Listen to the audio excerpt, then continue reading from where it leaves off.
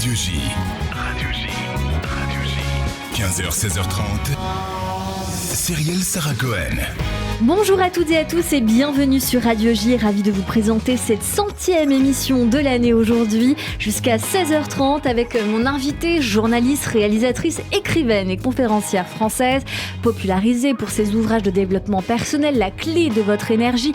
Nous l'avons reçue l'année dernière. Depuis, ce livre a été lu par plus d'1 million de lecteurs en France et traduit en 11 langues. Un autre livre également, Trouver ma place. Vous l'avez compris, Natacha Calestrémé nous partage son nouvel ouvrage, Se donner toutes les chances, mais chances de quoi? On va en parler. Il sort aux éditions Albin Michel. L'occasion, comme toujours, de découvrir notre invité.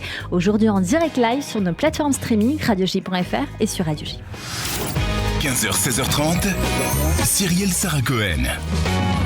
Radio J. Bonjour Natacha Calestrémé. Bonjour Cyrielle. Quel plaisir de vous revoir et j'observe depuis quelques secondes que nous sommes vêtus, ou plutôt que nous portons toutes les deux des lunettes, ce qui n'était pas le cas l'année dernière. C'est l'âge. On va dire ça comme ça. Merci beaucoup d'être mon invité aujourd'hui pour découvrir bien sûr votre actualité autour de ce livre Se donner toutes les chances qui parle d'une préoccupation très importante, celle des Français, qui est la première préoccupation d'ailleurs, qui est la santé. On va en parler dans un instant. Mais d'abord, l'envie de vous découvrir au-delà de ce que vous faites, pour qui vous êtes. Et alors on commence par le début, toujours le début.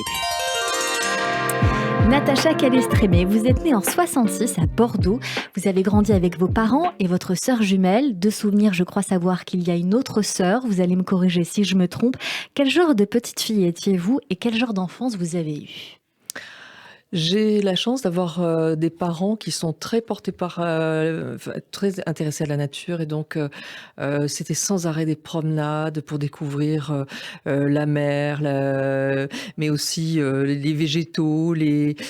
Si on allait voir une église romane, par exemple, eh bien, mes parents porter notre attention sur les végétaux. Regarde, au printemps, c'est pas la même chose que l'automne. Donc voilà. Et puis on allait aussi voir les musées des impressionnistes à Toulouse, à Montauban. Donc c'était une enfance, on va dire, où la culture comptait beaucoup, où la nature comptait beaucoup. Et puis la chance d'avoir une sœur jumelle, c'est quelque chose qui est assez fort, parce que vous êtes un bulldozer, un être bicéphale, on va dire. On se rendait pas compte à l'époque de l'aspect, on va dire, un peu compliqué d'être à deux, parce que vous vous appelez plus Lydie et Natacha, mais vous appelez les jumelles. On s'en est rendu compte plus tard. Et c'était un peu compliqué pour notre petite sœur, voilà, qui est décédée depuis. Vous vous êtes développée de cette manière-là, avec donc l'environnement, la nature, l'amour de vos parents, de votre sœur qui était très importante pour vous, jumelles, parce que vous avez dû vous déployer en même temps. Et c'est difficile parce qu'on est très fusionnel et à la fois il faut se réaliser, et souvent on est très différentes. Absolument. J'ai pour habitude de dire qu'on a probablement réalisé une thérapie psy pendant près de 18 ans, puisque toute notre enfance, on se séparait jamais. Et une bonne partie de la nuit, on discutait sur ce qui s'était passé la journée. Oui, mais tu as dit ça, et regarde, et ça veut dire ça. Et donc c'était de l'analyse constamment. Et je pense que c'est effectivement un terreau pour tout ce qui s'est passé après. Justement, on va en parler. Dans votre cadre familial, surplombe, et sans doute, je veux envie de le dire comme ça, comme une espèce d'archevêque, je ne sais pas comment on peut dire ça comme ça, il y a votre grand-père. Oui. Voilà, un grand-père qui était magnétiseur. J'ai dit archevêque, je ne sais pas pourquoi. Oui, moi non plus, mais... je ne sais pas. Peut-être parce que je visualise quelqu'un de très important. Ça lui va bien. Ouais, je ne sais pas. Alors vous allez me corriger, bien sûr, mais quel souvenir vous avez de lui, de ses échanges? Dans votre premier livre, vous en parlez aussi, des souvenirs que vous avez. Qu'est-ce qu'il vous reste? Il était très facétieux, il adorait rire, et c'était quelqu'un qui était insaisissable et très secret. Il avait son bureau dans lequel on ne pouvait pas aller, et sur lequel il y avait sur l'ensemble des murs des attestations des personnes qui merci à un tel parce qu'il m'a sauvé de telle chose. Et quand on avait le droit d'y aller, on lisait. Enfin, moi, c'était impressionnant. Mais je me rappelle d'une image d'une fois où on est toute petite et on joue comme ça dans le couloir. Il y avait un très long couloir. Et tout d'un coup, il y a une dame qui sonne. Elle rentre. Elle est accompagnée par sa fille. Et ce qui est terrifiant, c'est que sa fille a ses cheveux devant le visage et on la voit pas. Et sa mère la porte et la tient et elle rentre dans le bureau de mon grand-père. Et donc moi, je suis très, très intriguée par cette jeune fille qui s'est couvert le visage par ses cheveux. Et au moment où mon grand-père va fermer la porte, la jeune fille se redresse et là, je vois un visage totalement décharné. Et j'ai l'impression de voir la mort. Je suis frigorifiée de stress et de peur. Et après, je suis allée voir mon grand-père et je lui dis mais qu'est-ce qui s'est passé ? Qu'est-ce qu'elle avait ? Il me dit elle est très malade. Il y a quelque chose qu'il faut savoir, c'est que dans les campagnes, les gens se jettent des sorts. Et cette personne a reçu un sort et moi je vais faire en sorte que le sort s'en aille, sinon elle mourra. Et voilà. Et ça me paraissait complètement farfelu, bizarre, intriguant, magicien.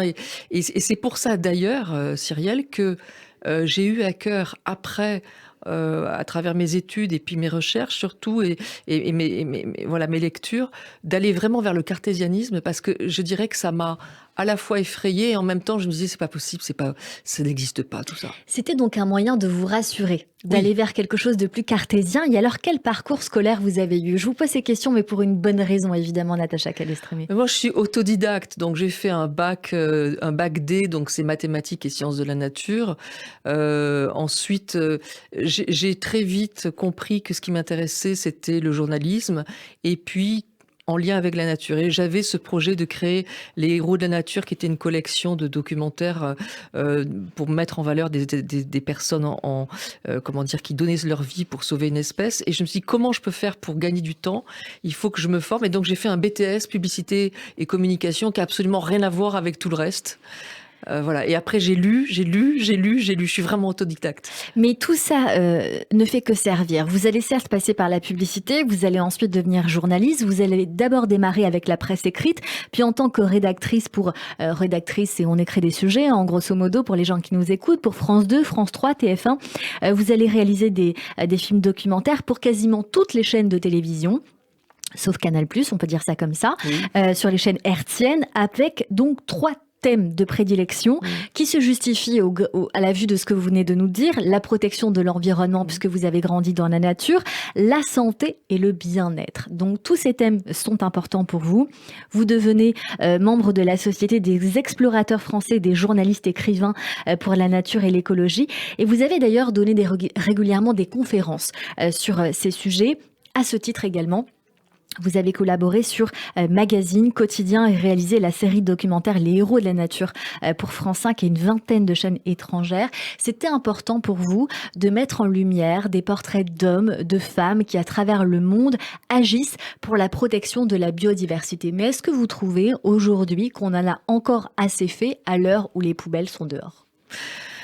On n'en fait jamais assez, mais si vous voulez, moi j'avais à cœur, et c'est ce qui porte vraiment mon discours, que ce soit à travers les livres, les documentaires, le journalisme, de tourner toujours sur le plan positif. Quand j'ai réalisé un film sur l'autisme, je l'avais appelé Autisme l'espoir.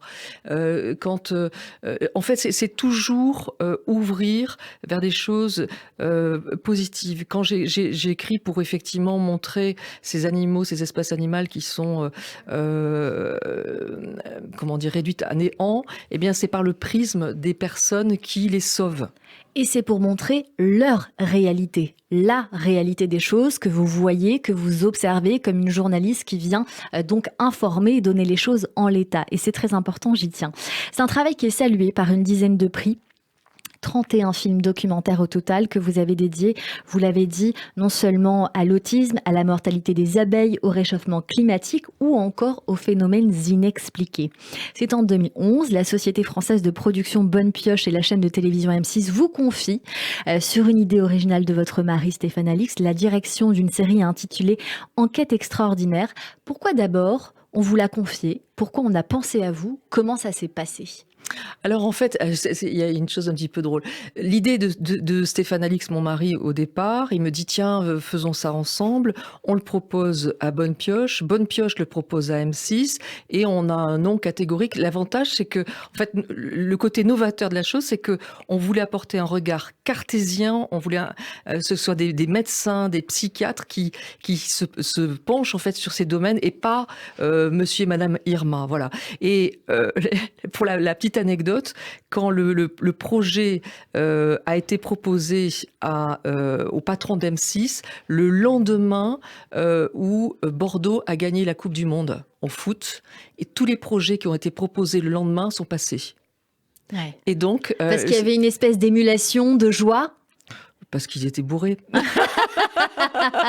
je n'y étais pas, donc je sais On va pas. dire que c'était de la joie. Ouais, c'était de la joie. En tout cas, tout est passé dans ce projet. Dans ce projet. Comment vous l'avez travaillé, ce projet, concrètement? Vous avez rencontré donc des médecins, des spécialistes, mais aussi des médiums, des guérisseurs, j'imagine. Voilà, alors j'étais chargée du casting, effectivement, de médiums, de guérisseurs, de chamans, et en même temps trouver des psychiatres, des chercheurs, des chirurgiens, des neuropsychiatres. Ils allaient dans le même sens que ces chamans, ces guérisseurs, où ils venaient complètement casser ces idées. Non, c'était pas le but. On voulait vraiment montrer qu'il y avait cette intelligence. On ne peut pas tout expliquer par la science. Et on avait d'ailleurs un neuropsychiatre qui disait: je ne m'explique pas ce qui se passe, mais il se passe quelque chose, et je peux pas l'expliquer scientifiquement, mais il se passe quelque chose. On va y venir, mais pourquoi vous acceptez, vous, ce dossier, vous, la cartésienne, qui certes avait grandi avec ce terreau familial qui vient voilà, de choses inexpliquées, parce que vous aviez besoin de trouver des réponses, ou parce que le fruit du hasard n'existe pas? Quand votre mari vous dit: va là-dessus, on y va, c'est parti, je sais qu'il est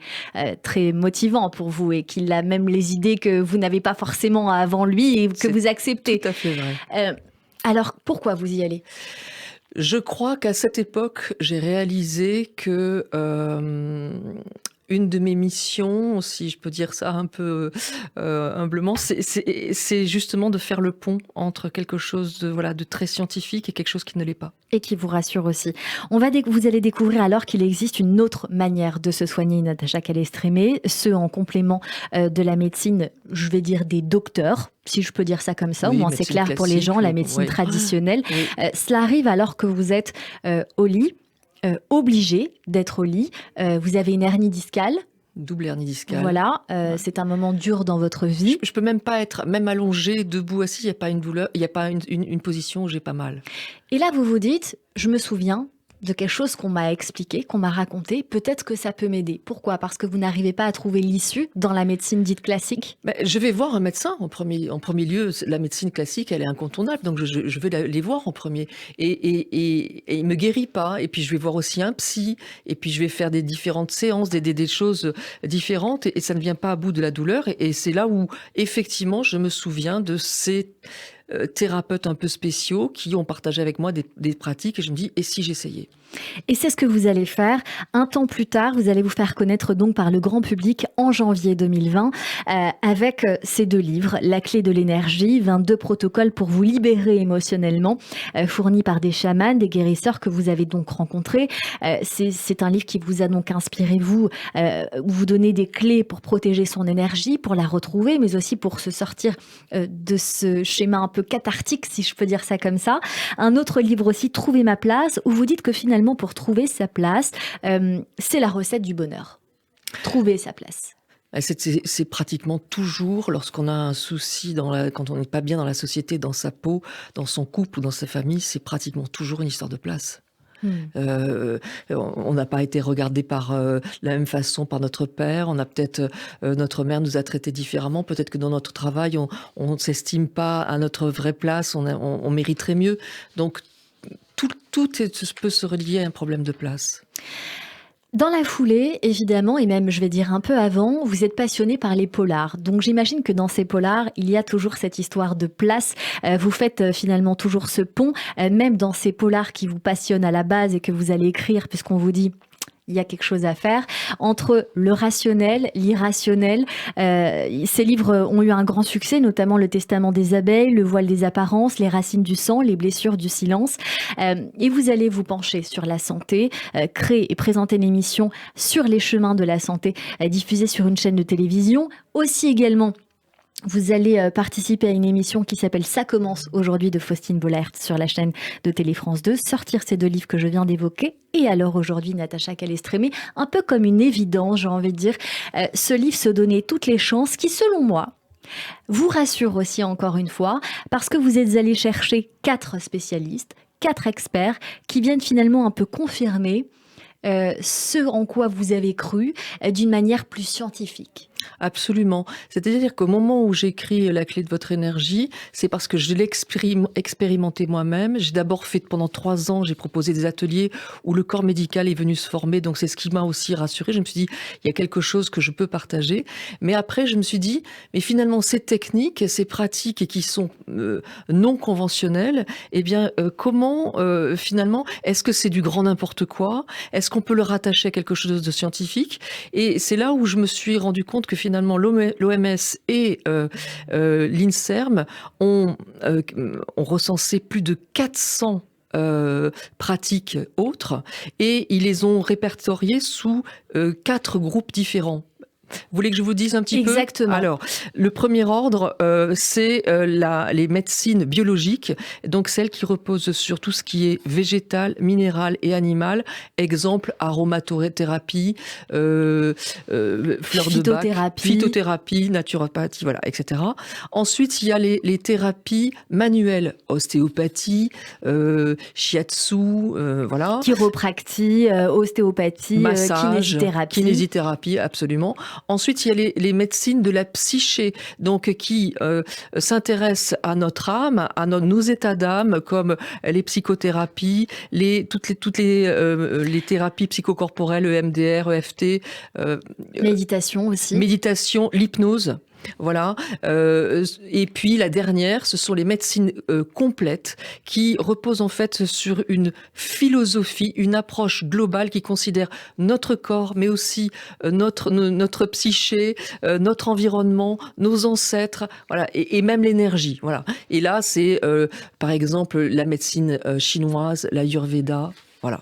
Toutes ces choses qui rentrent dans nos vies quand on essaye d'aller un petit peu plus loin finalement que la médecine dite classique pour finalement soigner notre esprit plutôt que le corps, parce qu'à un moment donné, on se dit aussi que, enfin vous le dites dans ce livre notamment avec l'expert Thierry Janssen, il y a la souffrance qui est plus peut-être reliée au cerveau et il y a la douleur reliée au corps. Il y a 2 manières de dire les choses aussi. Complètement. C'est-à-dire que, par exemple, aujourd'hui, la médecine classique s'est focalisée sur le symptôme. Alors, c'est formidable. La médecine classique, elle est indispensable, elle est incontournable. Mais en se focalisant sur le symptôme, finalement, on oublie qu'on n'est pas juste des morceaux dans un corps. Et quand on va voir un médecin, on s'est adapté à cette médecine du symptôme. Et au lieu de dire « je vais mal », on va pour « j'ai mal ». Oui. Or, très souvent, eh bien, quand on a une douleur quelque part, c'est après quelque chose qui nous a fait du mal sur le plan émotionnel. Donc, c'est important. Voilà. Très souvent, les personnes se disent j'ai une fracture, je vais voir le médecin. Mais si on a un problème de cœur ou si après un deuil, on a mal à l'intérieur de notre âme, de notre émotionnel, ça peut durer 10 ans, 20 ans, et on n'a pas d'outils. Et donc, c'était aussi pour se dire qu'il y a autre chose que le symptôme physique. Il y a aussi toute la partie émotionnelle. Dans la partie émotionnelle que vous évoquez, j'ai envie qu'on s'attarde sur les maladies chroniques. Moi, je l'ai appris en lisant votre livre. On a tous, finalement, ou certains, ce truc qui revient tout le temps. On ne sait pas pourquoi, on ne sait pas à quel moment, mais finalement, si on réfléchit bien, il y a une explication. Oui, et puis si vous voulez, je crois qu'on a pris l'habitude de se dire que on a les migraines depuis 20 ans et c'est normal. Ben non. On a une inflammation au coude qui s'en va et qui revient. C'est normal? Ben non. Ça veut dire qu'on n'a pas trouvé la cause. Et là, je vais citer Jacques Besson, qui est professeur de psychiatrie et qui se réfère au neuropsychiatre Viktor Frankl et qui explique en fait que Viktor Frankl, il part à Auschwitz, il y a toute sa famille qui est décimée et il se dit: qu'est-ce qui fait que certaines personnes vont réussir finalement à s'en sortir et d'autres pas? Et il se rend compte que la différence, c'est la recherche de sens. C'est-à-dire que les personnes qui se projettent sur je vais m'en sortir, je vais retrouver quelqu'un, je vais faire un métier, s'en sortent plus que ceux qui n'ont pas cette projection dans le temps. Nous avons reçu ici dans cette émission et sur cette antenne un docteur que vous connaissez peut-être et j'ai envie de faire le pont entre vous parce que c'est l'occasion. Il s'appelle docteur Alain Toledano. Peut-être le connaissez-vous, il est président et cofondateur de l'Institut Raphaël, j'en parle très souvent dans cette émission. Il accompagne des patients dans l'après-cancer. Il a sorti des ouvrages qui s'appellent La musique pour dépasser le cancer. Il a sorti également L'art de soigner car il pense qu'il faut aussi soigner le malade et pas que la maladie. C'est ce que vous nous dites, Natacha Calestrémé. Oui, alors ça c'est un point essentiel, c'est-à-dire que aujourd'hui, les personnes s'identifient à leur maladie. Et ça, c'est ce qu'explique Gérard Osterman, c'est que en se focalisant sur notre maladie, eh bien finalement, on reste concentré sur des énergies négatives. Je suis migraineux, mon cancer, je suis anorexique. Alors que si on se réfère à la partie saine, eh bien, on va aller chercher des facteurs de grande santé. Il y a Claire Ciré qui travaille pour l'Ordre des médecins qui donne cet exemple et que je trouve qui est très probant. Elle dit si un malade atteint d'un cancer, qui suit une chimiothérapie, je lui propose de faire du yoga et de la balade en forêt. Eh bien, ça va l'aider parce qu'elle va se reconnecter à son corps. Voilà. Par contre, si je lui dis d'arrêter sa chimiothérapie et d'aller faire que du yoga et la balade en forêt, je la condamne. Donc, l'important pour ces médecines parallèles, c'est finalement le pouvoir qu'on leur donne et la place qu'on leur donne. Exactement. L'objectif aussi, prendre en compte le patient et son histoire, pas juste un numéro ou un code barre. Considérer les autres approches thérapeutiques authentiques. Dixit Patrice Queneau, membre de l'Académie de médecine, qui dit aussi faire aussi du patient un acteur responsable et responsabilisé à l'heure où les hôpitaux sont saturés aussi, il faut le savoir, à cause ou grâce à un Covid qui nous a malgré tout éduqués. On y reparle et on en revient dans un instant. Restez avec nous, on continue cette émission avec Natacha Calestrémé pour son livre Se donner toutes les chances aux éditions Albin Michel. Également nos chroniqueurs qui nous rejoignent sur cette antenne. Mais tout de suite, c'est le rappel des titres avec Alexandra Sénigou sur Radio J. –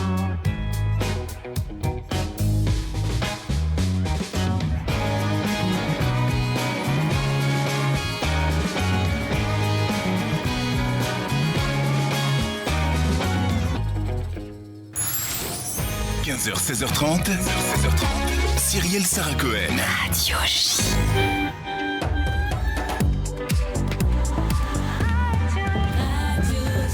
– 15h30 sur Radio J. Bonjour et bienvenue à toutes et à tous. Si vous venez de nous rejoindre tout de suite, le rappel des titres avec Alexandra Sénigou.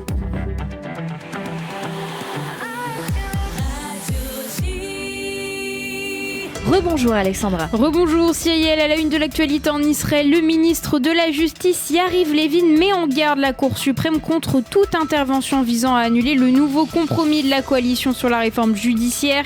Mais tous les membres du Likoud ne semblent pas être aussi radicaux sur la question. Le ministre de l'économie Nir Barkat a affirmé qu'en cas d'annulation, il respecterait la décision de la Cour suprême. Au chapitre sécuritaire, une explosion à la frontière avec le Liban a blessé plusieurs soldats israéliens ce midi.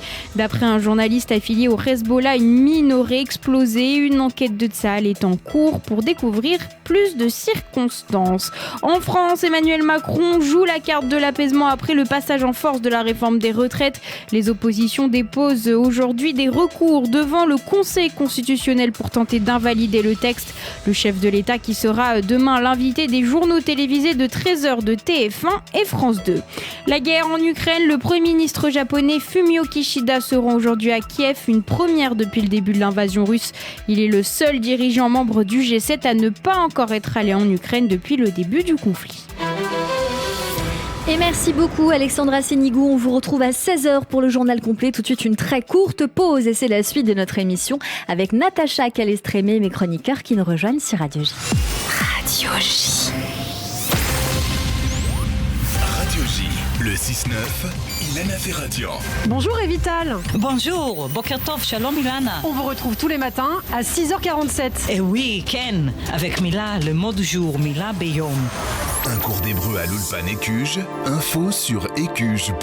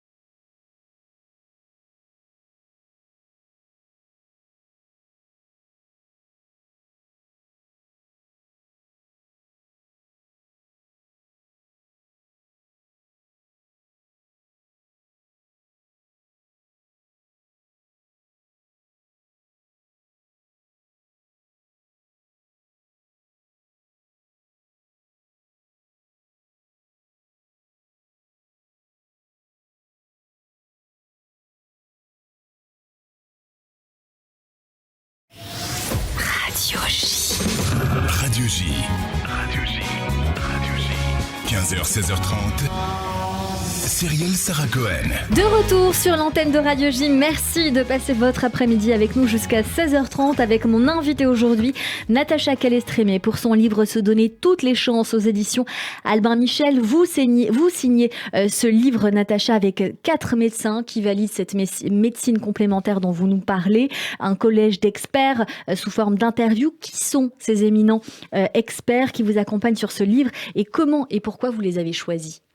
Alors, j'avais à cœur en fait de choisir dans chacun des domaines le spécialiste. Il y avait au départ Gérard Osterman, professeur de médecine et ancien cardiologue urgentiste et qui en plus appartient au CUMIC, qui est ce centre d'universitaire qui s'ouvre aux médecines complémentaires. Après, il y avait le professeur Jacques Besson, professeur de psychiatrie, éminent, voilà, sur tout ce qui est partie de l'émotionnel, et donc c'était essentiel. Ensuite, il y a Isabelle Mansuy qui est spécialiste en fait de l'hérédité épigénétique. Elle est pionnière et c'est super important parce que c'est elle qui fait le lien, l'épigénétique fait le lien entre la médecine dite classique et les médecines complémentaires par le biais de l'émotion. Et le dernier, c'est Thierry Janssen, médecin, ancien chirurgien. Et lui, c'était vraiment important parce que c'est l'un des rares, finalement, médecins à s'être formé à être quantité de médecine complémentaire. Donc, ils avaient tous une valeur ajoutée. Il y avait une valeur ajoutée et j'ai l'impression que ce livre, il est important pour vous aussi, Natacha Calestrémé, parce qu'il vient aussi appuyer à l'aide de la dame dont vous avez parlé, la médecin dont vous avez parlé Isabelle sur l'épigénétique, Mansuy. Isabelle Mansuy, en disant que il y a cette part quand même d'émotionnel très importante aussi dans nos mots MAUX. C'est-à-dire que, absolument, l'épigénétique a montré combien l'émotionnel peut impacter nos cellules, notamment le moindre stress, tout simplement à cause, on va dire, de l'hormone de stress. Donc il y a l'adrénaline et le cortisol, mais le cortisol, quand il est trop présent dans notre corps, il empêche finalement nos cellules, elles se reproduisent constamment, et donc le cortisol, il vient empêcher de recoder comme ça les nouvelles cellules. Et donc on sait que l'épigénétique prouve que l'émotionnel impacte nos cellules et peut impacter nos cellules sur plusieurs générations. Vous faites ce livre en 3 temps. C'est important de le dire, reprendre confiance pour comprendre la maladie et les enjeux, se donner toutes les chances de s'ouvrir à d'autres thérapies et notre propre rôle dans la guérison avec l'importance du patient dans la thérapie. On a évoqué tout à l'heure toutes les approches que vous avez évoquées, mais J'ai aussi envie, puisqu'on est sur Radio J, de s'intéresser à la santé spirituelle. Pourquoi ? Parce que notamment chez nous, si je puis dire, elle est très importante. Chez les Juifs, on prie beaucoup, on met des bougies, on demande à Dieu, on parle à Dieu, lui demande de nous aider, on lui parle justement très souvent. Est-ce que ça c'est important et est-ce que ça aide ? Parce qu'il y a parfois ce sentiment qu'il existe des miracles dont moi-même je suis témoin ou d'autres qui nous entendent sont aussi certainement témoins à l'heure où les gens sont malades autour de nous et on dit priez, allumez des bougies, on crée des groupes WhatsApp. Est-ce que ça c'est important et est-ce que vous le voyez et vous l'observez ? Mais non seulement c'est essentiel, mais en plus on ignore complètement que l'OMS a classé dans la médecine physique et biologique, la médecine mentale et la médecine environnementale et spirituelle. On le sait beaucoup moins, mais ça existe depuis 2017, c'est rentré. Donc la médecine spirituelle, elle est essentielle pour l'OMS. Voilà. Et donc ce que vous dites là, c'est très important, Natacha. Mais c'est essentiel. Les gens qui nous écoutent doivent se dire mais c'est pas possible. Mais non. En fait, c'est mais écrit. Bien sûr que si. Voilà. C'est-à-dire que c'était proposé dès le départ et c'est la Russie qui a dit on met pas la santé spirituelle et en 2017 c'est revenu et ça a été accepté. Et donc ce que je disais tout à l'heure, effectivement, Viktor Frankl qui est ce neuropsychiatre, c'est lui qui montre, qui parle de la santé spirituelle au départ et notamment la transcendance. C'est-à-dire que le moyen de se relier à plus grand que soi et de se projeter dans un univers guéri avec des forces qui nous dépassent est essentiel et ce sont des facteurs clés pour la guérison. Gérard Osterman, qui est dans votre livre, dont vous parliez tout à l'heure, cardiologue, professeur de thérapeutique médecine interne, dit quelque chose que je trouve très important. Tout bon scientifique ne ferme pas la porte à ce qu'il ne comprend pas. C'est donc une ouverture sur le tout est possible. Complètement. Alors c'est vrai que il y a toute une partie du livre où j'explique qu'il peut y avoir quand même des dérives. Le charlatanisme. Bien sûr. Et c'est aussi... Et même chez les grands médecins. Absolument. Et ça, c'est Thierry Janssen qui le dit en disant un charlatan, qu'est-ce que c'est ? C'est finalement un thérapeute qui est convaincu que seule sa technique va aider la personne. Et donc, effectivement, il dit qu'on peut en trouver dans les couloirs des grands hôpitaux. Mais c'est essentiel parce que les thérapies complémentaires ne sont pas régulées et donc il peut y avoir des dérives. Et donc, c'est très important de dire qu'il y a des choses auxquelles il faut faire attention. Natacha Calestrémé, les gens qui nous écoutent sont certainement très intéressés, forcément parmi les approches que nous avons évoquées, des thérapeutes ou en tout cas des personnes pour nous aider, où trouver de bons spécialistes dans ces médecines alternatives et comment savoir ce qui nous convient. Il faut essayer, il faut tester, il faut écouter les gens autour de nous qui ont essayé, qui nous donnent des bonnes adresses. Comment on fait ? Alors, j'ai fait exprès à la fin de l'ouvrage d'avoir toute une partie qui s'intitule « Mon carnet » et qui nous prend par la main et qui nous indique un petit peu quoi faire. La première chose, on l'a dit, on va voir la médecine conventionnelle. Ça, c'est pas une option. Et puis ensuite, comment on fait pour effectivement trouver des causes pour éviter que les choses deviennent chroniques? Est-ce qu'il n'y a pas, et ça c'est le docteur Osterman qui dit, la maladie est finalement quelque chose qui demande d'être rééquilibré, qui demande guérison. Donc il faut aller chercher, et parfois il faut aller chercher très loin. Et ce qu'on a montré avec l'épigénétique, c'est que ça peut venir de choses vécues par les générations précédentes. Et donc avoir finalement cette ouverture sur d'autres possibilités, ça peut nous apporter de la guérison sur quelque chose qu'on n'avait pas imaginé. Et donc après, effectivement, l'important c'est de se dire faire attention aux bouche à oreille, faire attention à la manière dont ça réagit dans notre corps. Si quelqu'un nous dit quelque chose qui nous parle pas, eh bien il faut être attentif. Voilà. Et je liste en fait tout un tas de points pour être vigilant et ne pas tomber dans les pièges. Et aussi donc trouver de bons spécialistes à l'aide de ce bouche à oreille, de ce qui semble nous convenir. Il faut essayer des choses, il faut le dire clairement. Oui, et puis de plus en plus de médecins et de pharmaciens et de thérapeutes s'ouvrent à ces techniques. Et donc très souvent, en demandant à son pharmacien ou à son médecin, eh bien, moi, Gérard Osterman, il m'a dit, j'ai quelqu'un qui a perdu sa mère, il a eu un zona derrière. Il m'a demandé si je connaissais quelqu'un. moi je suis pas capable, j'ai pu tester quelqu'un qui me semble très bon, je lui ai donné les coordonnées. Et voilà, et ça c'est très bien, c'est l'ouverture. Vous parlez aussi de quelque chose de très important pour les sceptiques qui nous écoutent. Ça peut être aussi un bon moyen de croire à cette médecine dite complémentaire qui porte bien son nom parce qu'elle ne se substitue pas à la médecine dite traditionnelle, c'est l'effet placebo. Alors ça, je suis très contente, Cyrielle, que vous m'en parliez, parce que Gérard Osterman, il dit quelque chose d'incroyable.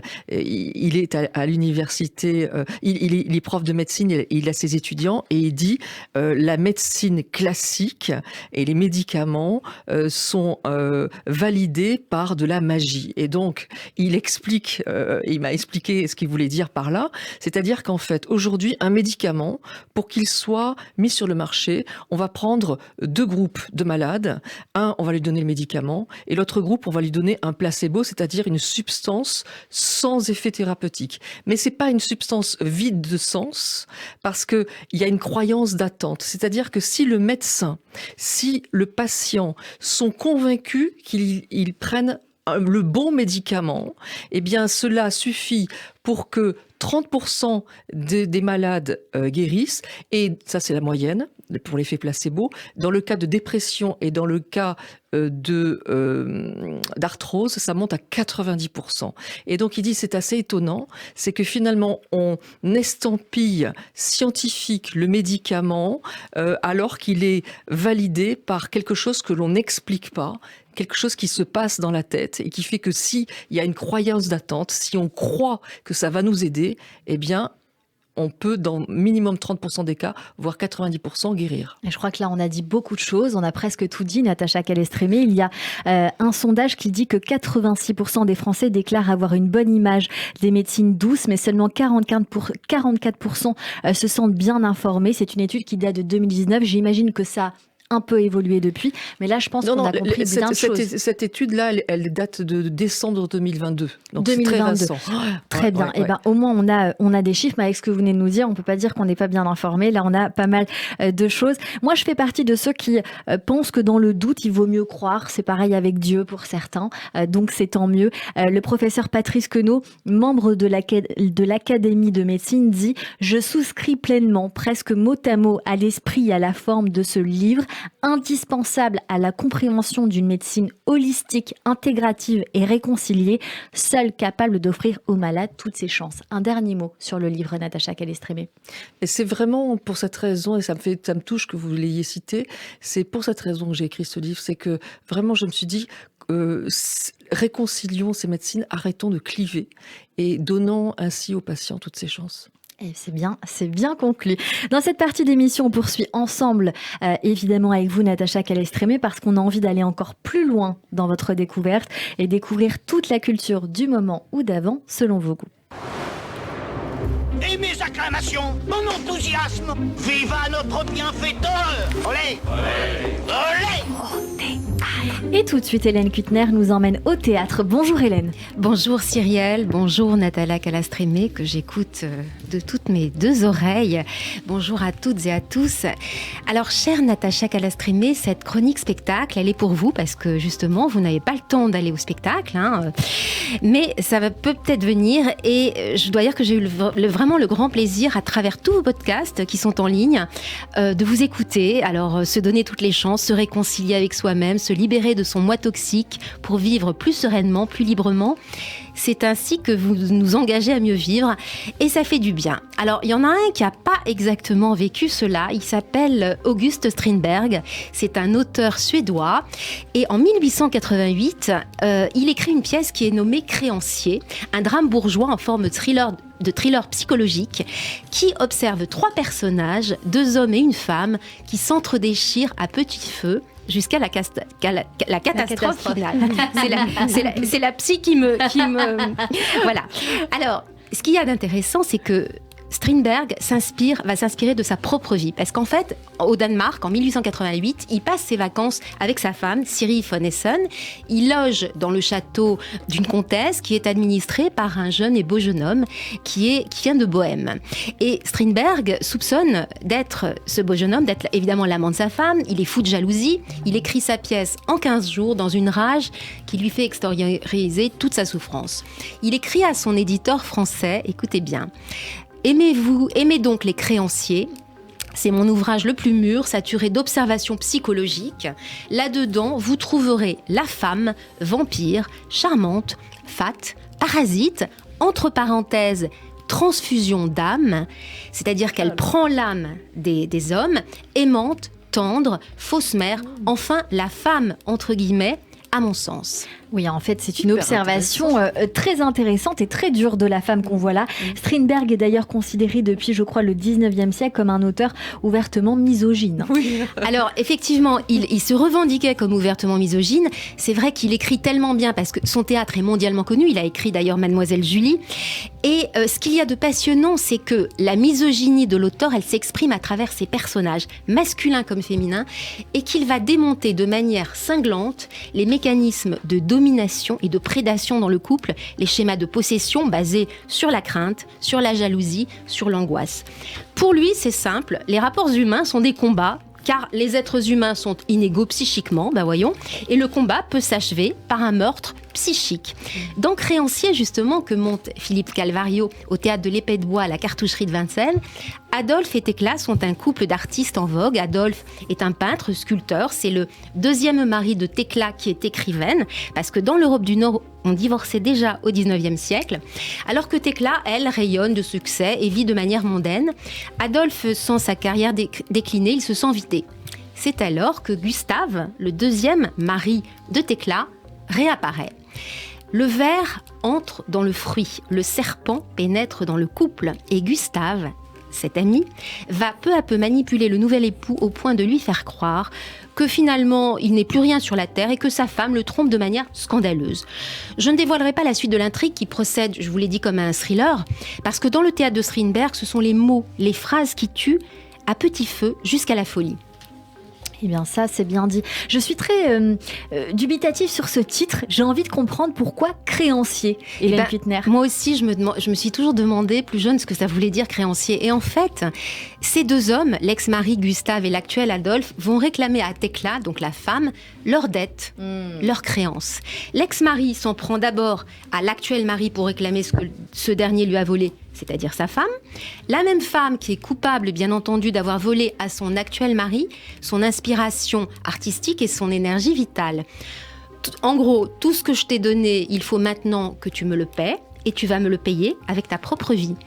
Philippe Calvario adapte cette pièce. Aujourd'hui, elle est terrible en concentrant les dialogues dans un huis clos entre un metteur en scène sur le retour qu'il incarne, une actrice de 40 ans happée par le cinéma. C'est donc Julie de Bazac, blonde, belle, sensuelle, qui a d'ailleurs les traits de Monica Vitti dans les films d'Antonioni. Et c'est comme un soleil brûlant qui va assassiner ces deux hommes, dont l'ancien mari est joué par Benjamin Baroche, séduisant, pervers à souhait. Ajoutons que cette courte pièce est jouée dans une magnifique salle de théâtre, entièrement boisée, éclairée de manière cinématographique par Bertrand Couder, justement, ce théâtre de l'Épée de Bois. Et vous comprendrez pourquoi, chère Natacha, je souhaitais vous parler de cette création. Et je trouve que c'est particulièrement bien trouvé, Hélène, parce que, indépendamment de cette attaque frontale pour les femmes auquel je n'adhère pas, vous avez parlé de meurtre psychique et d'emprise, et c'est vraiment quelque chose que je traite dans Les blessures du silence, et qui est un sujet mais le vol d'âme, etc., qui me parle énormément. Et justement, j'ai envie de dire que notre cher ami Strindberg aurait bien eu besoin de lire la clé de votre énergie pour se libérer émotionnellement. Combien je vous dois. Merci beaucoup, Hélène Kuttner. Créancier, c'est au théâtre de l'Épée de Bois. Ça reviendra à l'automne prochain. On a très envie d'aller voir cette pièce. Merci beaucoup, Hélène. Tout de suite, la chronique émotion de Jérôme Goulon. Radio J, l'émotion. émotions de Jérôme Goulon. Bonjour Jérôme. Bonjour Cyrielle, bonjour Natacha. Dans cette chronique, on va parler d'artistes que vous aimez. On commence en musique avec une chanson que vous dites écouter en boucle en ce moment. Il s'agit de Un jour je marierai un ange, du chanteur belge Pierre Demers. Une chanson sortie en 2021 et qui a obtenu en France un disque de diamant. Pierre Demers, c'est un artiste en vogue. Pierre Demars, pardon pour la prononciation. Donc il est en vogue puisqu'il a obtenu une victoire de la musique en 2023 dans la catégorie révélation masculine de l'année. On rappelle qu'il n'a que 21 ans et le moins que l'on puisse dire, c'est qu'il ne doit son succès qu'à lui-même. Né en Belgique, ses parents emménagent dans une ferme quand il a 10 ans et pour tromper l'ennui, Pierre Demers compose alors ses premiers morceaux sur un iPod à l'aide du logiciel GarageBand qu'utilisent tous les jeunes. Il est assez facile d'accès. Véritable autodidacte, il n'a jamais pris de cours de chant ni de solfège et apprend tout seul à jouer du piano et de la batterie. Alors comme vous le dites vous-même, Natacha, Pierre Demers, c'est un artiste novateur et complètement à part. Icône naissante pour certains, exaspérant pour les autres en raison de son style et sa façon particulière de chanter. L'artiste s'amuse des critiques qu'il reçoit, affirmant lui-même qu'il est difficile de se faire entendre quand on n'est pas clivant. Ce sont ses mots. Il faut dire que sa première apparition à la télé a été étonnante. Invité de l'émission Quotidien chez Yann Barthès, il est arrivé en plateau avec un maillot de rugby sali par la boue, ce qui n'a pas manqué de faire réagir les téléspectateurs et de déchaîner un torrent de critiques sur les réseaux sociaux. Une sorte de provocation qui lui réussit finalement plutôt bien vu sa notoriété naissante. Une notoriété que Pierre Demers affirme vouloir avoir non pas pour le strass et les paillettes, mais pour le plaisir de donner du rêve aux gens et d'avoir de la reconnaissance. On n'est pas obligé de le croire, mais en tout cas, avec vous, l'objectif est rempli. Pourquoi vous aimez Pierre Demers, Natacha Calestrémé ? D'abord, je trouve qu'il est magnétiquement beau.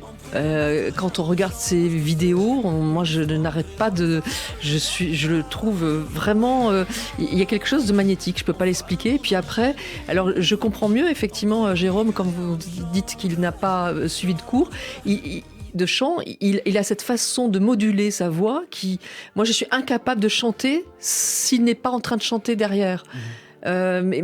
Et je trouve que c'est exceptionnel. Et puis il le dit lui-même, il roule les airs, mais il me dit voilà, c'est venu comme ça et c'est ma marque de fabrique. Mais moi je l'adore, j'ai un coup de cœur. Eh bien voilà, je pense que ça va lui faire très très plaisir.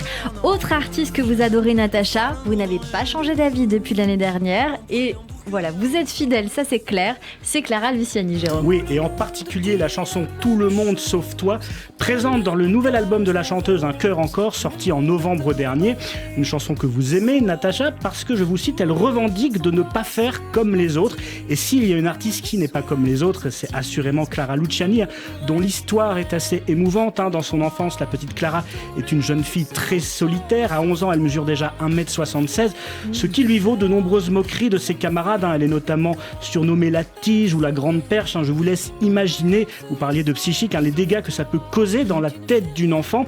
Résultat, elle se plonge dans l'écriture et la musique pour fuir ce harcèlement moral qu'elle subit et ça lui a réussi plutôt bien. Et puis Clara Luciani, je l'avais déjà évoqué dans cette chronique, elle a un gros mérite, celui de se produire sur scène alors qu'elle souffre d'une maladie neurologique qui lui provoque des tremblements. Elle s'est confiée aux Parisiens sur ça. Alors sur scène, elle est obligée, tout le monde ne le sait pas forcément, elle est obligée d'utiliser un micro à fil qu'elle tient des deux mains, ce qui lui permet de trouver un équilibre dans les moments où la fatigue et le stress peuvent accentuer ces tremblements.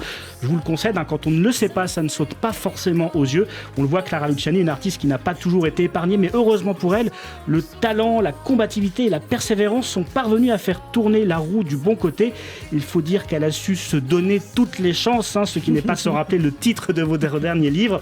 Et puis comme le dit Anthony Robbins, auteur à succès de livres sur le développement personnel, quelque chose qui vous parle forcément. Le secret de la réussite est d'apprendre à se servir de la douleur au lieu de la laisser se servir de vous.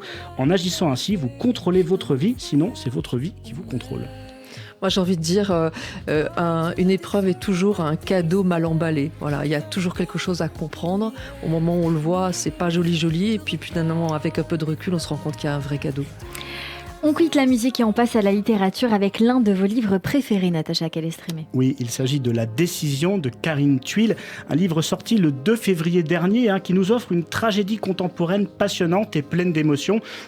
Nous sommes donc en mai 2016 et la juge Alma Revel doit se prononcer sur le sort d'un jeune homme suspecté d'avoir rejoint l'État islamique en Syrie. Et puis à ce dilemme professionnel, ce n'est jamais facile d'être l'avocat du diable, s'ajoute un dilemme personnel. Alma, qui est mariée, entretient en effet une liaison avec l'avocat qui représente l'accusé alors qu'elle est juge dans cette affaire. Alors forcément, l'héroïne en pleine crise existentielle est confrontée à des choix, ceux du cœur et ceux de la raison, avec des conséquences sur sa vie et celle de son pays. Elle doit donc prendre une, voire plusieurs décisions, d'où le titre du livre. Doit-elle quitter ou pas son mari? Doit-elle libérer le terroriste présumé au risque qu'il commette un attentat, ou bien l'emprisonner alors qu'il est peut-être sincère dans son repentir? Alors, chers auditeurs, si vous voulez connaître la réponse, je vous invite à lire la décision de Karen Thuy. J'ai déjà fait des spoils à des invités. Je m'arrêterai donc là. Le livre est disponible aux éditions Gallimard. Oui, et surtout qu'en plus, moi je l'ai lu mais à bout de souffle, c'est-à-dire que je tournais les pages, je voulais savoir ce qui se passait, je m'attendais pas du tout à la fin, je vais pas spoiler, mais vraiment c'est un très très bon livre et très bien écrit. Une très bonne auteure aussi qu'on aimerait beaucoup recevoir, c'est lancé. On termine avec une série qui vous a touché, Natacha Calestrémé. Oui, il s'agit de Yellowstone, une série avec Kevin Costner en tête d'affiche, disponible sur TMC, MyCanal ou encore Amazon Prime Video pour ceux que ça intéresse. La première partie de la 5e saison est sortie le 13 novembre dernier et la suite est attendue pour cet été. Alors une série qui vous a touché, Natacha, puisque vous dites avoir été séduite, je vous cite, par l'aspect hyper travaillé et torturé des personnages. Alors pour ceux qui ne connaissent pas cette série, l'histoire se déroule dans le Montana. Ça aurait pu se dérouler au Wyoming, mais ça se passe au Montana. La famille Dutton possède le plus grand ranch des États-Unis, près du parc du Yellowstone, mené par le patriarche aux méthodes parfois expéditives, incarné par Kevin Costner. La famille se bat contre des politiciens et des promoteurs immobiliers afin qu'on n'empiète pas sur ces terres et notamment une réserve indienne. Alors vous le dites vous-même, au-delà de l'intrigue, c'est la profondeur des personnages qui est absolument bluffante dans cette série. Kevin Costner a même obtenu le Golden Globe 2023 de meilleur acteur dans une série dramatique pour ce rôle. Alors le travail sur les personnages, quelque chose qui vous parle forcément, là encore, vous qui avez consacré plusieurs livres sur le développement personnel. Et puis ce qu'on remarque aussi dans cette série, ça ne peut pas nous échapper, c'est évidemment les incroyables paysages et les fabuleux décors naturels, quelque chose qu'il faut savoir savourer. Et comme vous le disiez vous-même d'ailleurs, Natacha Calestrémé, et c'est par là que je terminerai à propos de la nature et des arbres notamment, les arbres existent depuis 380 millions d'années alors que l'humanité a vu le jour il y a 6 millions d'années seulement. Ils sont les grands-parents de la vie sur Terre. Respectons-les pour nous enrichir de leur présence. Vous terminez en disant « Nous reconnecter à la nature est un moyen extraordinaire de retrouver la joie ». Ça me touche que vous citiez ça parce que c'est vrai que pour moi c'est quelque chose de fondamental. Alors cette série je l'aime particulièrement parce que je suis également scénariste en fait et je travaille sur un projet de série et un personnage, je me rappelle plus le nom de cette fille qui est divine dans cette série.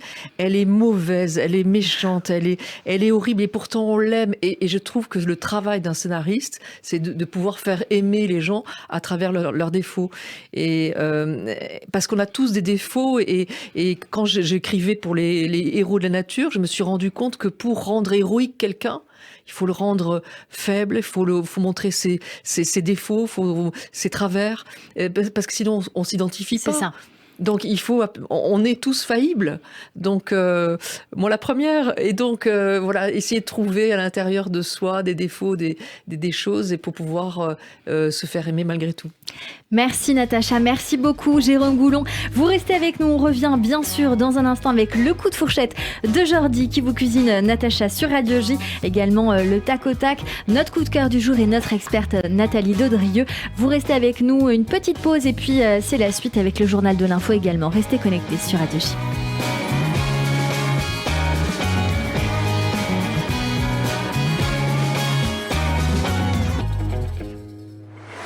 Radio J. Bonjour, c'est Lise Gutmann. Le 10-11, Lise Gutmann. Ravie de vous retrouver tous les matins au programme Judaïsme, divertissement, communauté. Radio J.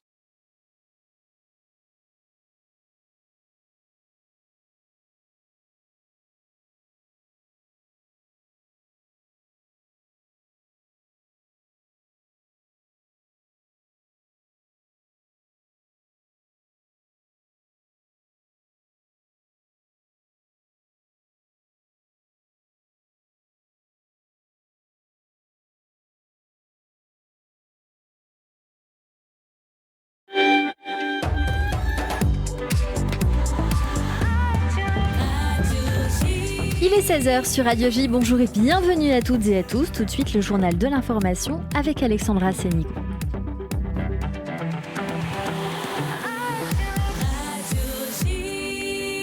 Bonjour Alexandra. Bonjour Cyrielle, à la une de l'actualité en Israël, un forum de chefs de banque et de dirigeants de l'industrie israélienne appelle Benyamin Netanyahou à abandonner la réforme judiciaire. Dans une lettre, ces chefs d'entreprise affirment que ce processus législatif transformera Israël en dictature et nuira à l'économie et à la société dans son ensemble. Le ministre de la Justice, Yariv Levin, a de son côté mis en garde la Cour suprême contre une annulation du nouveau compromis de la coalition sur la réforme. Mais tous les membres du Likoud ne semblent pas être aussi radicaux sur la question. Le ministre de l'économie, Nir Barkat, affirme qu'en cas d'annulation, il respecterait la décision de la Cour suprême. Ce compromis a été mis au point par le député Simcha Rothman dimanche soir. Il est censé limiter le pouvoir de la coalition sur la sélection des juges, mais l'opposition estime qu'il conduira à une crise constitutionnelle. Du côté de Tsahal, la réforme judiciaire inquiète toujours autant. Elle pourrait même nuire à la capacité de l'armée israélienne à faire face aux menaces sécuritaires auxquelles Israël est confronté. D'après de hauts gradés de Tsahal, si le gouvernement continue à pousser cette réforme, l'armée verra une augmentation du nombre d'individus qui refusent de s'engager dans les rangs de Tsahal. Un comportement critiqué par le ministre de la Défense, Yoav Gallant. Le refus de servir est dangereux. Un phénomène généralisé peut nuire à la capacité de Tsahal à mener à bien ses missions. Avec le chef d'état-major, les membres de l'état-major général, je m'efforce de maintenir Tsahal au-dessus de tout débat politique. Le ministre israélien de la Défense, Yoav Gallant, traduit par nos confrères, dit 24 News. Le Premier ministre Benyamin Netanyahou arrivera vendredi à Londres pour une visite officielle et les protestations contre la réforme judiciaire devraient le suivre sur place. Bibi ne doit pas s'attendre à un week-end de détente à Londres. C'est ce qu'ont annoncé les organisateurs de manifestations contre la réforme judiciaire. Une manifestation est déjà prévue dans le centre de Londres lorsque le Premier ministre israélien arrivera sur place. Selon les informations de la 12e chaîne israélienne, le gouvernement britannique n'a pas encore décidé si le Premier ministre Rishi Sunak critiquera ou non le gouvernement israélien à propos de cette réforme. Au chapitre sécuritaire, du nouveau dans l'affaire de l'attentat à la bombe de Megiddo, Tsahal laisse penser que le terroriste a traversé la frontière libanaise en utilisant une échelle pour pénétrer en Israël. Une explosion à la frontière avec le Liban a d'ailleurs blessé plusieurs soldats israéliens ce midi. D'après un journaliste affilié au Hezbollah, une mine aurait explosé. Une enquête de Tsahal est en cours pour en savoir davantage. L'actualité en France, Emmanuel Macron joue la carte de l'apaisement après le passage en force du texte sur les retraites. Il exclut à court terme une dissolution, un remaniement ou un référendum. Le chef de l'État qui sera demain l'invité des journaux télévisés de 13h de TF1 et France 2. Les oppositions déposent aujourd'hui des recours devant le Conseil constitutionnel pour tenter d'invalider le texte. Pour l'ancien président de la République François Hollande, une telle opposition à ce texte est le signe que le timing était simplement mal choisi. Nous sommes dans un moment de crise qui vient après une succession d'erreurs, de moment de faire une réforme des retraites lorsqu'il y a de l'inflation, une guerre en Ukraine, des préoccupations. C'était pas à ce moment-là que les Français étaient prêts à comprendre le sens de ce qui leur était proposé. Une erreur de contenu aussi, de demander davantage à ceux qui travaillent tôt, qui travaillent dur, plutôt qu'à ceux qui détiennent du patrimoine ou des hauts revenus. L'ancien président de la République François Hollande au micro d'LCI. Et il y a de nouvelles perturbations aujourd'hui, notamment dans les transports. Comme hier, perturbations attendues sur les intercités et les TER. Concernant la grève des éboueurs reconduite dans certains dépôts, il reste encore 9300 tonnes de déchets sur les trottoirs parisiens. Le préfet de police de Paris, Laurent Nunez, annonce de nouvelles réquisitions d'éboueurs. On termine ce journal avec un mot de l'actualité internationale. Aux États-Unis, le pays est suspendu à la possible inculpation pénale de l'ancien président Donald Trump. L'ancien président américain pourrait être inculpé pour avoir acheté le silence d'une ex-actrice pornographique avant l'élection de 2016. Donald Trump pourrait être inquiété pour avoir fait passer ce paiement comme des frais d'avocat. Et merci beaucoup Alexandra Sénigo. On vous retrouve demain à partir de 14h sur Radio J. En attendant la suite de notre émission dans un instant avec mon invité Natacha Calestrémé. Restez avec nous. Radio J. Bonjour à tous, c'est Léa Moscona. Radio J. Je vous retrouve tous les matins de 9h à 10h sur Radio J. Les experts ont la parole. Ils nous parlent bien-être, voyage, culture, gastronomie et art de vivre. Le tout dans la bonne humeur. Le 9-10, Léa Moscona. À demain. Radio J.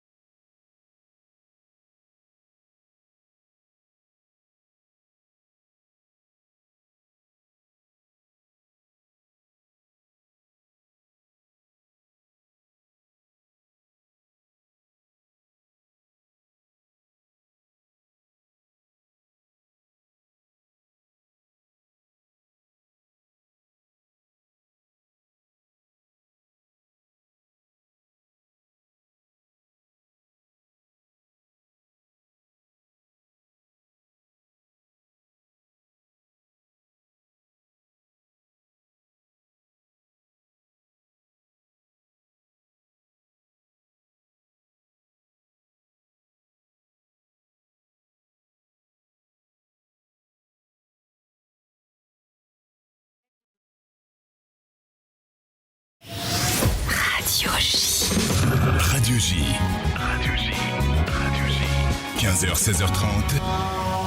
Cyrielle Sarah Cohen. De retour sur l'antenne de Radio J, merci de nous rejoindre si c'est le cas, si vous êtes avec nous depuis le début, merci beaucoup pour votre fidélité avec notre invitée aujourd'hui, Natacha Calestrémé, pour son livre Se donner toutes les chances aux éditions Albin Michel.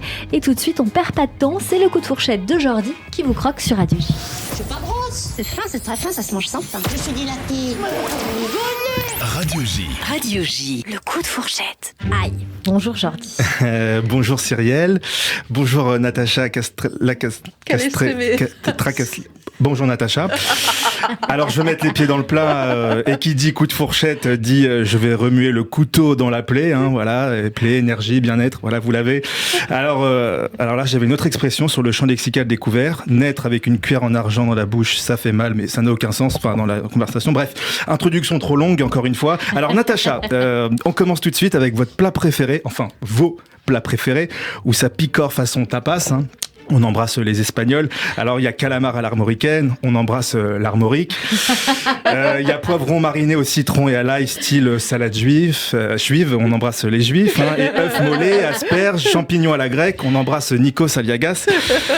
Ça donne envie de voyager. Hein, tout ça. Moi, quand je veux voyager, je vais au kebab en bas de chez moi. Voilà, petit pain pita, viande à la broche, transpi postillon du cuistot. Voilà, je goûte des saveurs que j'ai pas l'habitude de goûter d'habitude. J'adore ça.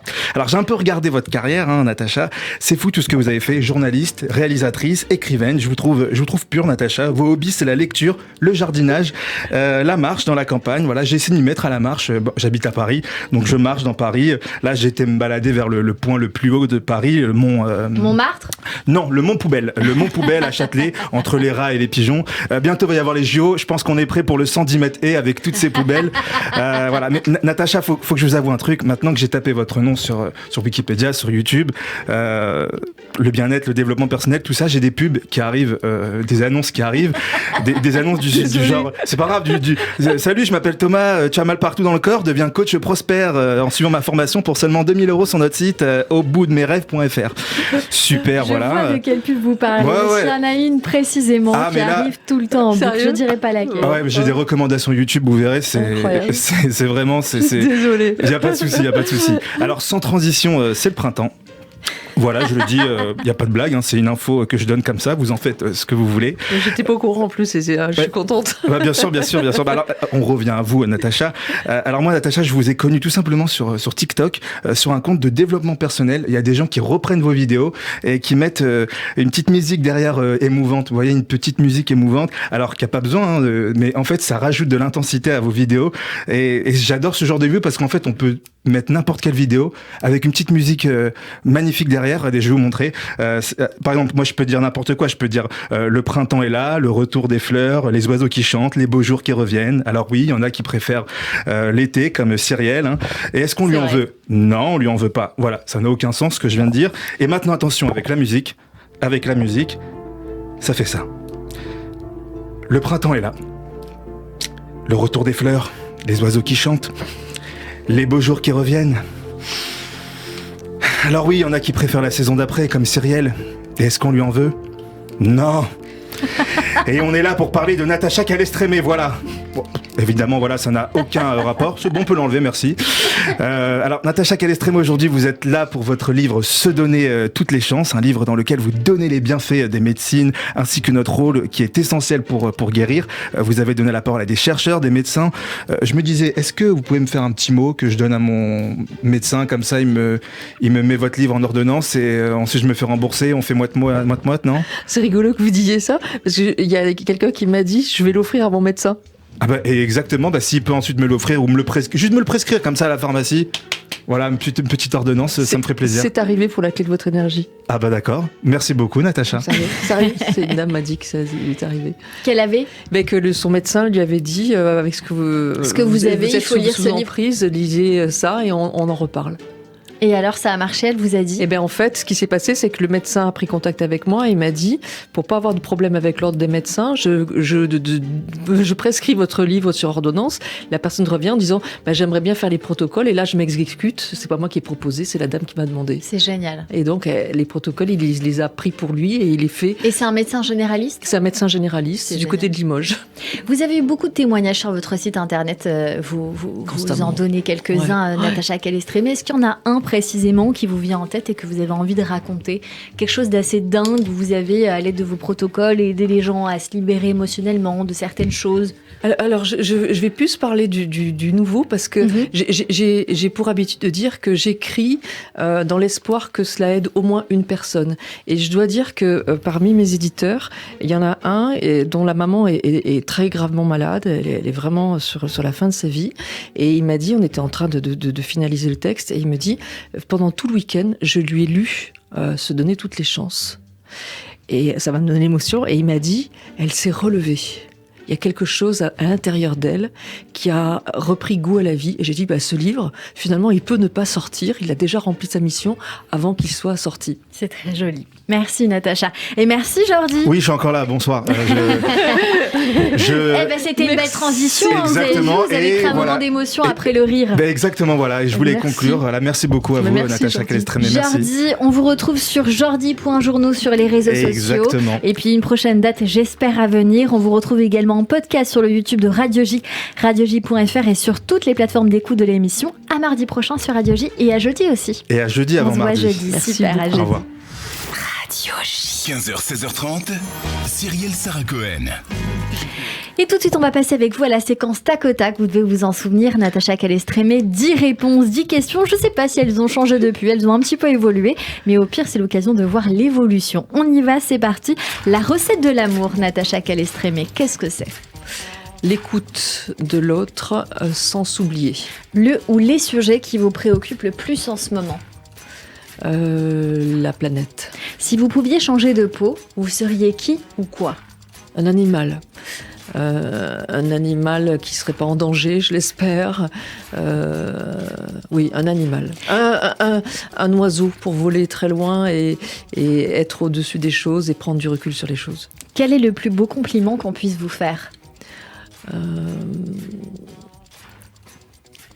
J'en sais rien. Votre livre m'a aidé.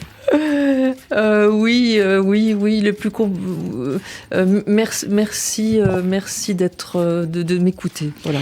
Qu'est-ce que vous avez fait de plus fou pour quelqu'un ? M'oublier. La plus belle qualité humaine pour vous, qu'est-ce que c'est, Natacha Calestrémé ? L'empathie. Vos 3 grands plaisirs dans la vie ? La nourriture pour Jordi, l'amour bien sûr, et puis la liberté. Votre surnom ? Chacha. Votre philosophie de vie ? Faire ce que les autres ne font pas en le revendiquant. Votre prochain rêve à accomplir ? Que ma série soit mise à l'antenne. Le dernier mot ou la dernière phrase que vous aimeriez prononcer ? Merci Cyrielle. Merci à vous Natacha Calestrémé. On continue cette émission encore avec tout de suite le coup de cœur musical sur Radio J. 15h, 16h30, Cyrielle Sarah Cohen. Radio J. Tout de suite, on découvre un coup de cœur musical. Sophie Morin pour son titre Kamtchatka, issu de son 2e album Longitude, 12 chansons, 12 coordonnées géographiques. On en parle dans un instant avec cet album un peu rétro. On découvre, on en parle avec elle sur Radio J. Déjà, tu rentres tard, je t'attends sous les branches et déjà je flanche. Dis-moi qui vit là, au Kamtchatka, au Kamtchatka. Déjà je t'ai suivi au bout de la Russie, toundra, ours géant et tous ces volcans. Dis-moi qui vit là, au Kamtchatka, au Kamtchatka. Dépêche, mais dépêche-toi, je suis pas tendre quand j'ai froid. Dépêche, mais dépêche-toi, dépêche-toi. Ah, dépêche, mais dépêche-toi, j'en perds le nord.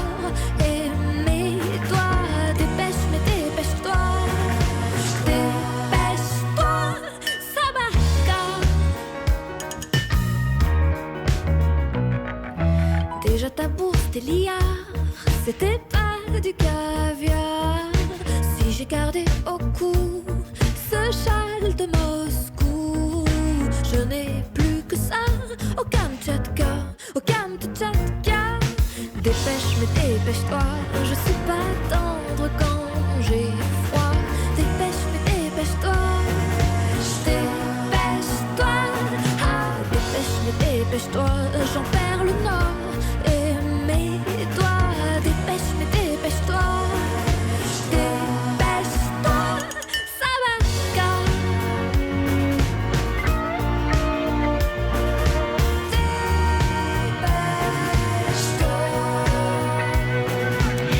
En train de découvrir le titre de Sophie Morin, Kamtchatka, sur l'antenne de Radio J. Bonjour Sophie. Bonjour Cyrielle. Merci beaucoup d'être mon invitée aujourd'hui. C'est un plaisir de vous accueillir pour découvrir cette chanson. Que veut-elle dire pour vous ? Celle-là, c'est un peu la chanson légère et qui grossit un peu le trait de cette thématique de l'album qui est de suivre quelqu'un un peu au bout du monde. C'est un album qui est très géographique, comme vous l'avez mentionné tout à l'heure. Et le Kamtchatka, j'y ai jamais mis les pieds. Il est souvent question de destinations dans lesquelles je suis allée ou qui m'ont inspirée. Là, c'était plus, on va dire que c'était un peu plus léger. C'était la petite pointe d'humour sur l'album. Alors, en effet, il y a plusieurs destinations, notamment l'éclipse. Alors, ça me fait sourire quand vous parlez de cette destination-là. Il y a 12 titres dans cet album que vous sortez, donc cet album qui s'appelle Longitude. C'est un disque voyage, vous venez de le dire, un brin rétro, mais quelle est la couleur de cet album et le message dedans ? C'est vraiment ce voyage à la poursuite de l'être aimé, au long cours, on va, on vient. On n'est pas loin de ça, oui. En fait, la thématique, elle s'est dessinée un peu naturellement au fur et à mesure. J'ai commencé à composer cet album pendant la tournée du premier album du précédent. Qui s'appelait comment? Qui avait mon nom, en fait. C'était un premier album, éponyme. Donc il était éponyme. Très bien. Et j'ai eu la chance de chanter en Amérique latine, en Asie du Sud-Est, au Japon. Et c'est des endroits qui m'ont beaucoup inspirée. Et donc des chansons sont nées à ce moment-là. Et ensuite, j'ai dû partager mon temps pour suivre L'être aimé, effectivement, à Melbourne. Et j'étais entre Paris et Melbourne. Oui, pendant plusieurs années, et je me suis rendu compte que cette thématique était très très présente, et je l'ai un peu, je suis allée dans ce sens-là, et je l'ai un peu amplifiée avec d'autres destinations. Sophie Morin, sur cet album, qu'est-ce que vous avez fait? Est-ce que vous avez écrit? Est-ce que vous avez composé? Qu'est-ce que vous avez fait? Est-ce que vous êtes fait accompagner? Et est-ce que vous êtes indépendante ou encore plus accompagnée qu'accompagnée? Alors il y a un peu de tout ça. Donc je suis à la base compositrice, je suis musicienne, donc j'ai tout composé. En revanche, je coécris, donc il y a des textes que j'ai écrits toute seule, d'autres qui ont été écrits par Tristan Leroy ou Roman Cassian. Et j'ai arrangé aussi. Sur certains titres, j'ai été aidée aussi pour la réalisation. Il y a Sébastien Hogg qui m'a aidée, il y a aussi Johan Dalgarde. Et c'était surtout pour le côté artistique que vous me demandiez ça? Oui, tout à fait. C'est un album qui est assez attendu, je pense, parce que le premier, il y a eu beaucoup de succès. Sophie Morin, il a été acclamé par la critique, coup de cœur, notamment de l'Académie Charles Cros, 4F de Télérama, bravo, et plein d'autres prix également. Il faut dire aussi que vous avez été repéré, si je peux dire ça comme ça, ou en tout cas acclamé aussi par un chanteur que j'aime beaucoup, qui s'appelle Jamie Cullum, sur un titre qui s'appelle Far Away. Et j'ai envie qu'on écoute un petit peu. Far, far away, I wanna go someday, I don't know if I want to go there, in my head or squarely on my feet. My thoughts are on the asphalt. I see my life like pepper and salt. No reflection in the glare of my Ray-Bans. I gather round with my feathers up. On découvre alors ce titre ensemble, Far Away, avec Jamie Cullum. Comment s'est faite cette rencontre? J'ai eu une chance inouïe, en fait, à la suite d'un concert que j'avais fait au Francofolie de La Rochelle.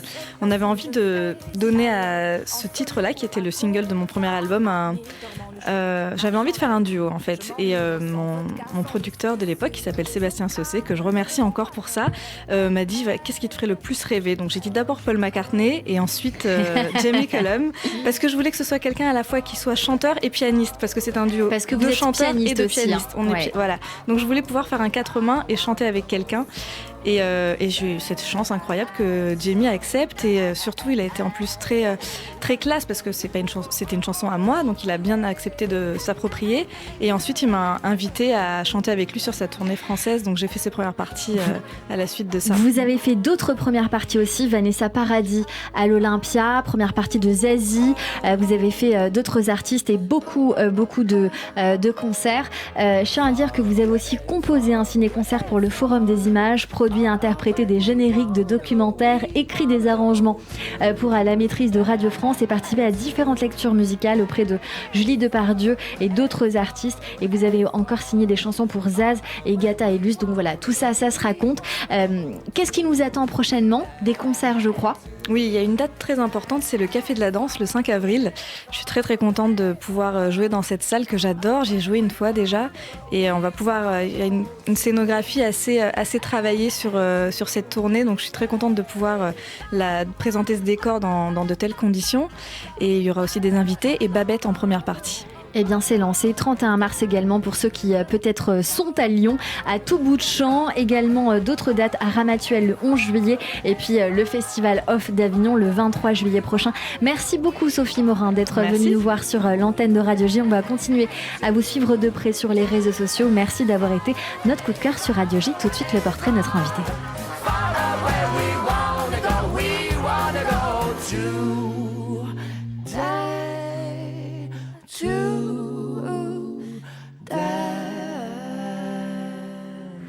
Radio J. 15h, 16h30, Cyrielle Sarah Cohen.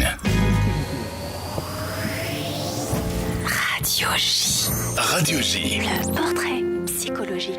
Et comme toujours à la fin de cette émission, nous avons pour habitude de débriefer ces minutes passées ensemble. Tout de suite, c'est donc votre portrait, Natacha Calestrémé, vu par Nathalie Daudry. Bonjour Nathalie. Bonjour Cyrielle, bonjour Natacha Calestrémé. Ravie d'avoir assisté à cet échange vraiment très généreux. Et je dirais que je pourrais rentrer en conversation avec vous pendant 3 heures plutôt que 4 minutes parce que c'était vraiment passionnant. Merci beaucoup. Voilà, donc je connaissais vos livres déjà. Et je dirais qu'il y a une petite phrase avec laquelle je suis depuis que je vous écoute, c'est que tout ne s'appréhende pas par la logique. Et en même temps, vous mariez bien les deux. Il y a vraiment une recherche et un travail à la fois personnel, mais qui sait s'entourer d'experts, qui sait bien s'associer. Ça, c'est vraiment un vrai talent que vous mettez en lumière ici, dans le partage que vous avez eu avec Cyrielle.